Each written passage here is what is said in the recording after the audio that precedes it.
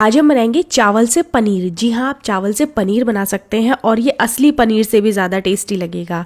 ये बहुत ही क्रीमी पनीर बनता है और एकदम सॉफ्ट बनता है, ज़रूर ट्राई करें। इसी के साथ मैं आपको एक रेसिपी भी बताऊंगी जो इस पनीर से हम तैयार करेंगे, तो बिल्कुल भी मिस ना करें, इस रेसिपी को ज़रूर ट्राई करें। सबसे पहले पनीर बनाने के लिए आपको चावल लेने हैं। चावल को मैंने अच्छे से धो लिया है। इसी के साथ आपको टमाटर डाल देने हैं 2 छोटे साइज़ के, और एक प्याज डाल देते हैं।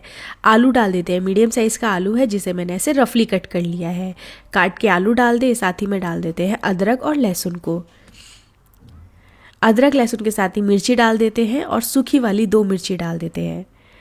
अब इन सारी चीज़ों को आपको बॉईल करना है, तो उसके लिए आपको पानी डाल देना है। इसमें लगभग 1-1.5 कप जितना पानी डालेंगे। आपको ज़्यादा पानी नहीं लेना है, लगभग इतना ही पानी लें इन सारी चीज़ों के लिए। थोड़ा सा मैंने नमक डाला है ताकि ये सारी चीज़ें सॉफ्ट हो जाएं, जल्दी सॉफ्ट हो जाएंगी। और गैस को ऑन कर देंगे और इसे मिक्स कर देते हैं और इन्हें उबल जाने देते हैं। उबलते उबलते जो है पानी ये सोख लेंगे और ज़्यादा पानी इसमें बचेगा नहीं। चावल को हमें 80% बॉईल करना है, इस बात का ध्यान रखें। और जितनी भी हमने इसमें और चीज़ें डाली थी वो भी सॉफ्ट हो चुकी हैं। आप देखिए आलू कितना सॉफ्ट हो गया है। तो इतना ही आपको पकाना है और पानी आपको ज़्यादा नहीं डालना है।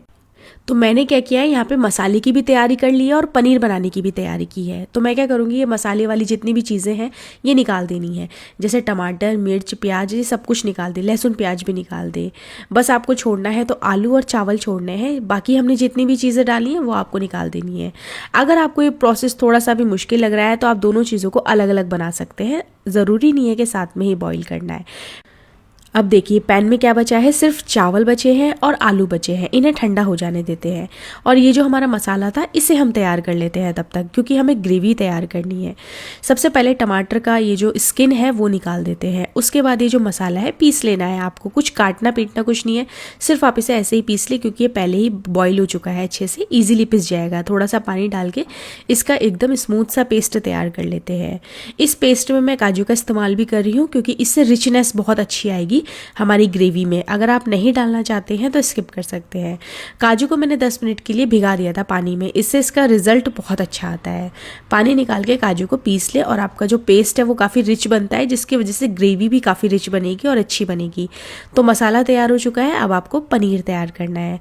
तो ये जो आलू प्याज हमने ठंडे होने के लिए रखे थे, इन्हें आपको सीधा इस मिक्सी जार में डाल देना है। बड़े जार का यूज़ करें।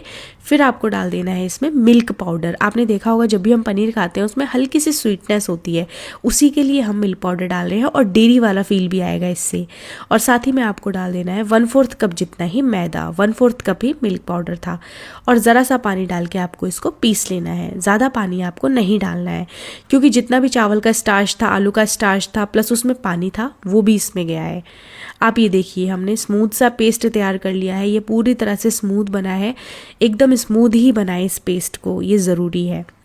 पेस्ट आपका तैयार हो जाए उसके बाद आप क्या करें, कोई भी थाली या इस तरह का आप बर्तन ले सकते हैं। मेरे पास ये मोल्ड है, मैं इसमें बना रही हूँ पनीर को। आप थाली का इस्तेमाल करें, थाली आपकी गहरी होनी चाहिए।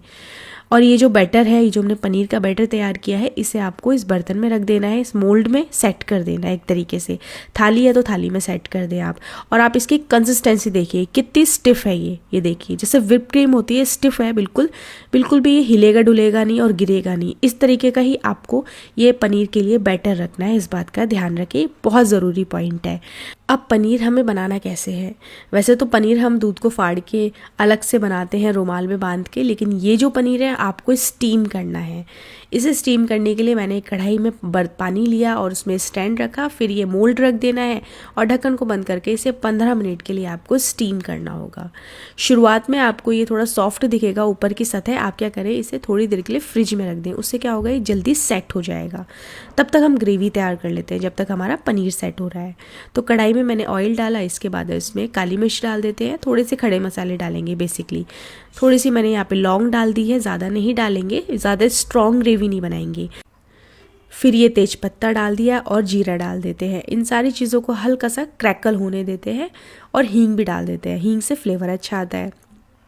फिर आपको शिमला मिर्ची डाल देनी है इसमें, आप चाहें तो डालें, नहीं तो सिर्फ पनीर से भी बना सकते हैं। मैंने थोड़ी शिमला मिर्ची भी डाल दी है, इससे टेस्ट अच्छा आएगा।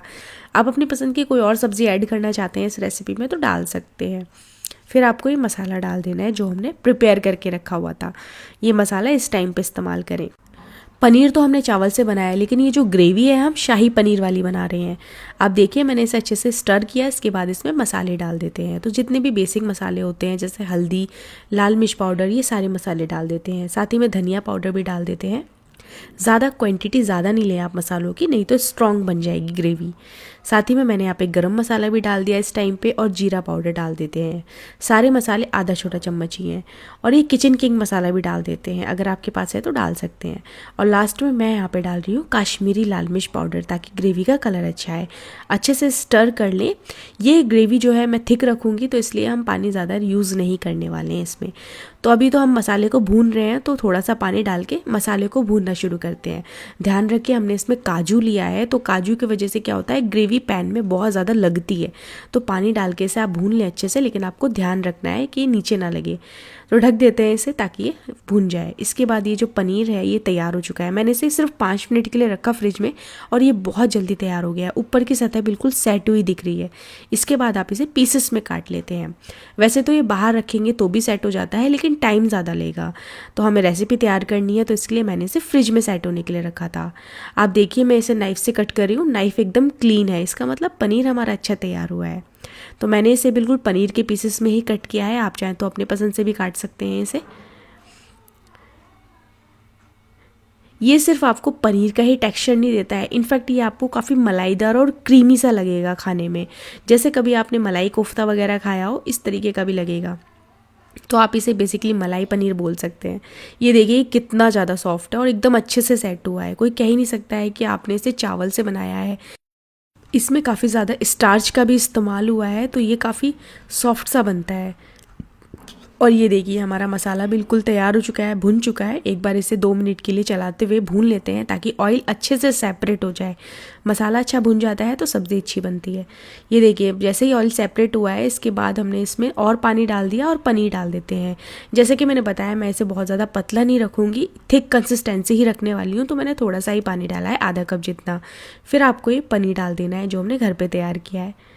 वैसे तो पनीर बनाने में लंबा समय लगता है, लेकिन ये 15 मिनट में ही तैयार हो गया है।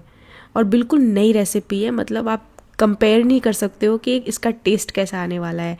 आप जब इसे ट्राई करोगे तभी पता चलेगा। फिर मैंने आखिरी में नमक डाल दिया है और इसे अच्छे से मिक्स कर दिया है। रेसिपी हमारी बिल्कुल तैयार है। आप चाहे तो हरा धनिया या कसूरी मेथी डाल सकते हैं ऊपर से।